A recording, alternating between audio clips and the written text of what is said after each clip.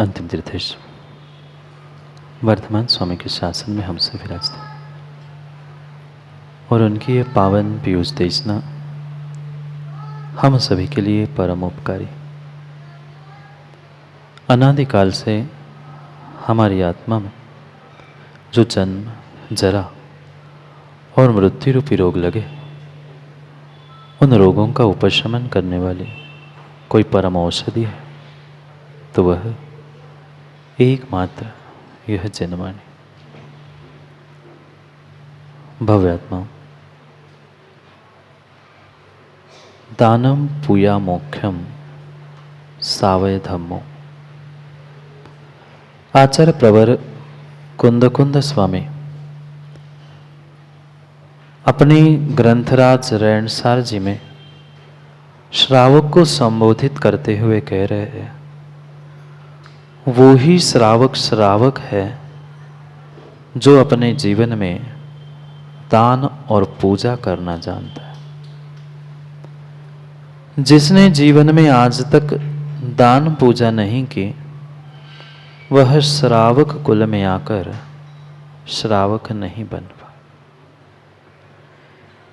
कुल में जन्म लेना, मनुष्य पर्याय में जन्म लेना, ये तो मां फिर भी बहुत सहज है, पर श्रावक कुल में जन्म लेके श्रावक बनना कठिन है। जिस श्रावक ने अपने जीवन में देव शास्त्र गुरु के निमित्त से दान और उनकी पूजा भक्ति करना नहीं सीखा, वह श्रावक कुल में जन्म लेने के बाद भी श्रावक नहीं। श्रावक नाम का तो हो सकता है श्रावक, पर काम का श्रावक नहीं। काम से और काम का दोनों में अंतर है। काम का श्रावक और काम से श्रावक तभी होगा जब जीवन में उन दान पूजा जैसे आवश्यक कर्तव्यों को उतारेगा। जन्म से तो हम जैन हैं, क्यों नीरज भाई? जन्म से तो हम जैन हैं, पर क्या कर्म से हम जैन बने? शायद नहीं बने। अगर कर्म के साथ हमने कभी उस जैनत्व को अपनाया होता, श्रावकत्व को अपनाया होता, तो शायद इस खोटे पंचम काल में नहीं आना। खोटे पंचम काल में आए हैं, मतलब कहीं ना कहीं राजेश पटना गड़बड़ की है। ये परम सत्य है कि हमने कहीं ना कहीं गड़बड़ की थी, जिसका प्रतिफल हमें पंचम काल का मनुष्य बनना पड़ा। पर फिर भी मां थोड़ा सा पुण्य का अंश था, जिस कारण से हमें जैन कुल मिला है, श्रावक कुल मिला है। पर श्रावक कुल मिलने के बाद, जैन कुल मिलने के बाद भी अगर हम सद श्रावक नहीं बन पाए, तो हमारी इस पर्याय का धिक्कार है। क्या मात्र सुबह धोती दुपट्टा पहनकर मंदिर पहुंच जाना, भगवान पर कलश ढाल देना और मनीष भाई शुद्ध भोजन कर लेना, ये श्रावक के लक्षण हो सकते हैं? नहीं हो सकते। ये उसके अनात्मभूत बहिरंग लक्षण हो सकते हैं, पर बंगेला आत्मभूत लक्षण पर भी दृष्टिपात करना। उसके परिणाम क्या है, उसकी भीतर की परिणति क्या है, उस पर उसका श्रावकपना निर्भर करता है। क्योंकि भेष के, नाम के श्रावक श्राविका तो मां बनते आए, नहीं बने? बन गए। सब कुछ हम बहिरंग रूप से तो करते आए, पर अंतरंग रूप से हम उसे आज तक शायद प्रकट नहीं कर पाए, और इसलिए इस मनुष्य पर्याय का हम आज तक कल्याण नहीं कर पाए। की कभी रक्षा, की कभी जीवों की रक्षा? मां दूसरे जीवों की तो बात ही छोड़ दो, इस जीव द्रव्य की रक्षा की?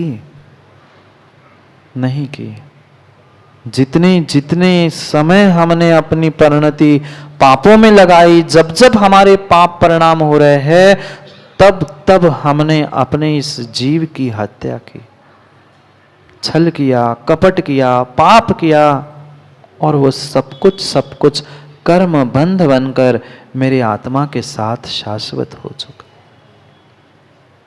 कभी ना कभी हमें इस बात का निर्णय करना होगा, जो अनादि से हमने इन पापों को और कर्मों को जोड़ के रखा है, उसे गुड्डा भाई छोड़ोगे कब? कब छोड़ने मिलेगा? कब छोड़ने का समय आएगा? छठे काल में छूटने की जगह बंधने ही वाले हो। ये एकमात्र ऐसा पंचम काल अभी शेष है, उसके भी कुछ समय शेष, कुछ काल शेष है, जब हम अपने आप को संभाल सकते हैं, संवार सकते। पर महाराज जी, दूसरों को संभालने से समय मिले माँ, तब तो अपने आप को संभाले ना। घर को संभाल लिया, घर वालों को संभाल लिया, गृहस्थी संभाल ली, इन्होंने दुकान व्यापार सब संभाल लिया, अपने आप को आज तक संभाल नहीं पाए। कभी ना कभी हमें अपने आप को संभालने के लिए, अपने आप को व्यवस्थित करने के लिए समय निकालना होगा। अगर आज समय नहीं निकाला तो आने वाले समय में जरूरी नहीं है कि हमें समय मिले, किंचित भी जरूरी नहीं है कि समय मिले। आज जितनी समझ है, आज जैसी समय है, ऐसा मेरे पास समय और समझ हो, कल जरूरी नहीं है। क्या नहीं है? पता चला 60, 70, 80, 90 तक पहुंच गए, पर होश ही नहीं, पलंग पे पड़े हैं 5 साल 10 साल से। अब करो धर्म ध्यान, अब करो स्वयं की रक्षा और करो उस धर्म की रक्षा। नहीं हो सकती। निमित्त भूत हमें धर्मात्मा की रक्षा के लिए स्वयं को प्रेरणा देनी होगी। अगर श्रावक रक्षा नहीं करेगा स्वयं के श्रावक पने की, तो ना धर्म की, ना तीर्थ की, ना किसी की रक्षा होगी। पर पहली दृष्टि हमें स्वयं की रक्षा की रखनी होगी, स्वयं को पापों से बचाने की दृष्टि रखनी होगी। तभी हम उन कार्यों से जो आवश्यक कर्तव्य बताए हैं, उनमें संलग्न होके अपने आत्मा का कुछ कल्याण कर पाएंगे। रक्षा तभी संभव है जब हम उन धर्म के दो मूलभूत आधार स्तंभ, जिसे कहा जाता है, ऐसे साहित्य और पुरातत्व की रक्षा करें।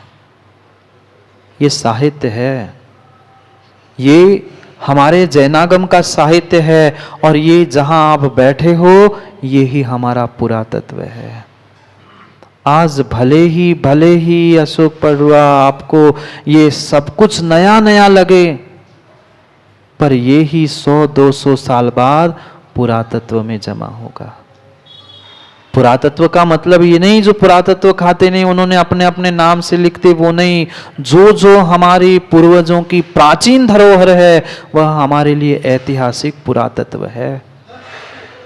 कितनी रक्षा की, कितनी रक्षा की हमने इस साहित्य की, इस पुरातत्व की, और साहित्य और पुरातत्व को देने वाली उन दिगंबर मुनियों की। वर्तमान के परिप्रेक्ष्य में बहुत बड़ी चुनौती सब समाज के और समाज के मुखियों के सामने है। राजकुमार जी, विचार करने जैसी बात। मंदिर तो बहुत सारे मंदिर है, पर उन मंदिरों की रक्षा के कितने भाव है?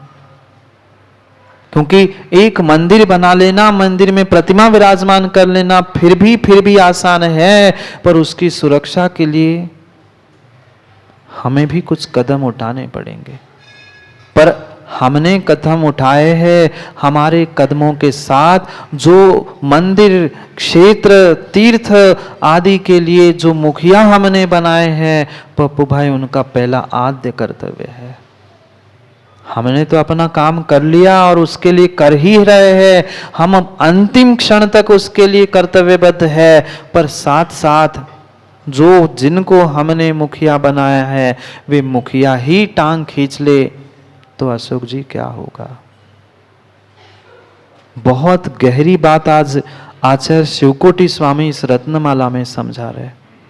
उस साहित्य पुरातत्व की रक्षा करना एक श्रावक का आद्य कर्तव्य है, और वो तभी होगी जब वह दान और पूजा करेगा। दो बातें, दान पूजा और दो मूलभूत स्तंभ साहित्य और पुरातत्व। मात्र और मात्र मां ये जिनवाणी की पूजा, अर्घ्य, आरती इतना करने से रक्षा हो जाएगी? नहीं होगी, नहीं होगी। इन साहित्यों की, इन जिनवाणी की रक्षा तभी होगी जो जिनवाणी में लिखा है उस पे हम अमल करें। क्योंकि शब्दों की रक्षा करना कोई बड़ी बात नहीं है।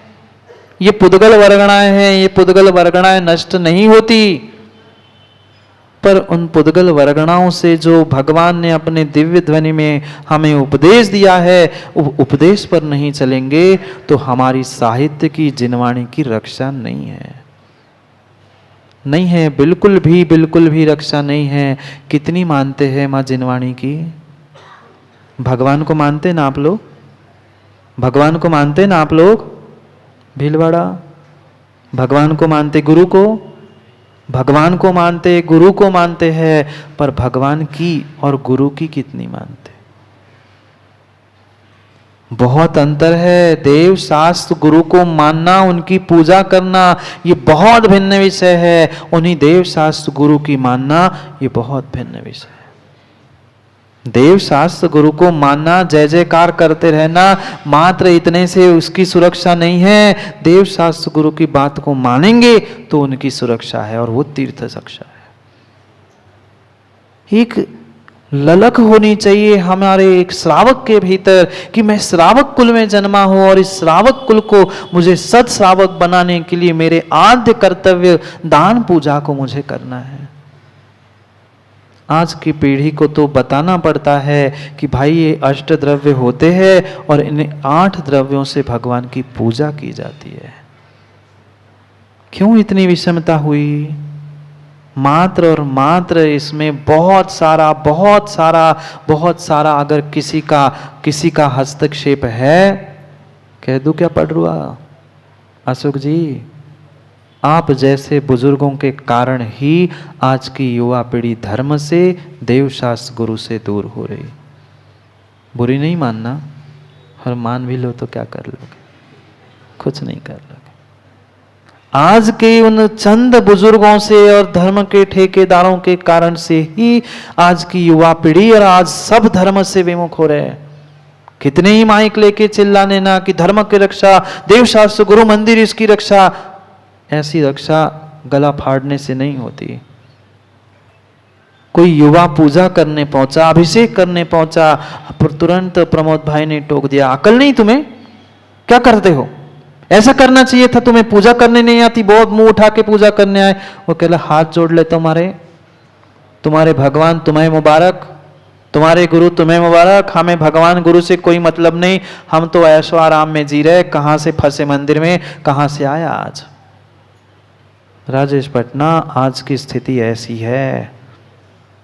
आपके पास जितने युवा नहीं आते उससे कई अधिक युवा हमारे पास आके कहते हैं महाराज जी तीव्र इच्छा है दान देने की, पर ये माता हरे देन दे तो। उनसे कुछ कहो तो कहते तुम्हें क्या अकल, 50 साल से हम आहार दे रहे, चौका लगा रहे, तुम आज का छोरा मुझे सिखा रहा है।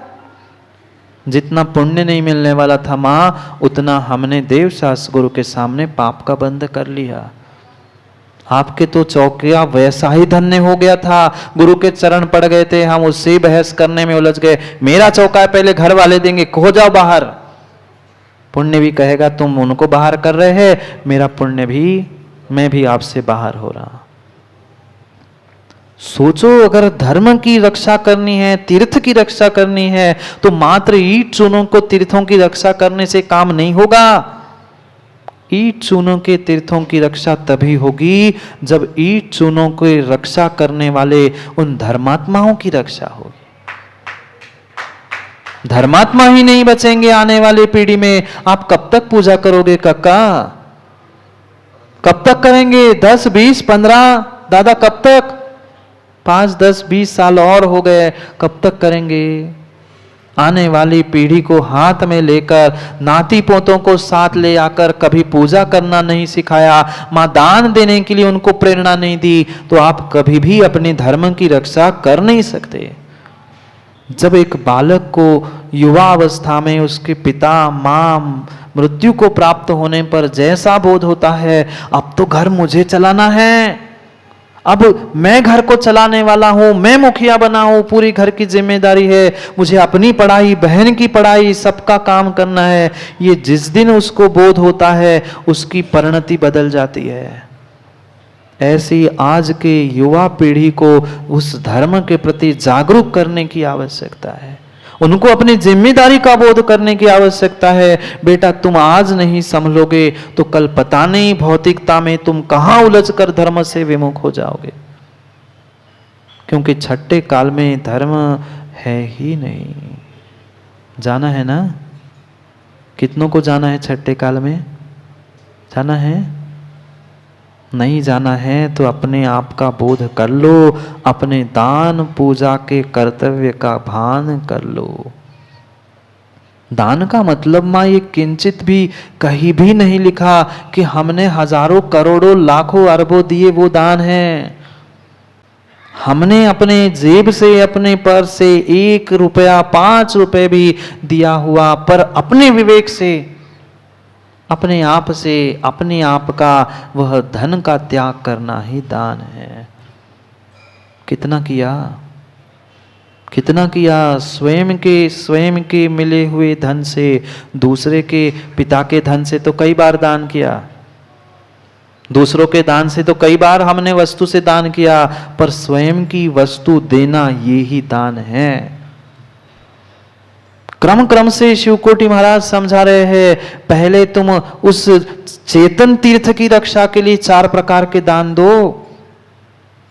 कौन से चेतन तीर्थ? ये सब ईंट चूने के तो पत्थर के अचेतन तीर्थ है, ये दिगंबर मुनि चेतन तीर्थ है। 2 प्रकार के तीर्थ होते हैं, एक चेतन तीर्थ और एक अचेतन तीर्थ। उस अचेतन तीर्थ के पीछे मर रहे हैं, पैसे कमा रहे हैं। चेतन तीर्थ की प्रमोद भाई कीमत ही नहीं। ये दिगंबर मुनि, दिगंबर गुरु, दिगंबर आचार, ये ही तो चेतन तीर्थ थे। ये जितने भी ईंट चूने के तीर्थ बने हैं, अचेतन तीर्थ बने हैं, बने किससे? चाहे कहीं कहीं पहुंच जाना, वह चाहे राजस्थान, मध्य प्रदेश, उत्तर प्रदेश, जहां भी तीर्थ बने हैं, इन चेतन तीर्थों की जहां रज पड़ी, जे गुरु चरण जहां धरे, जग में तीर्थ हो।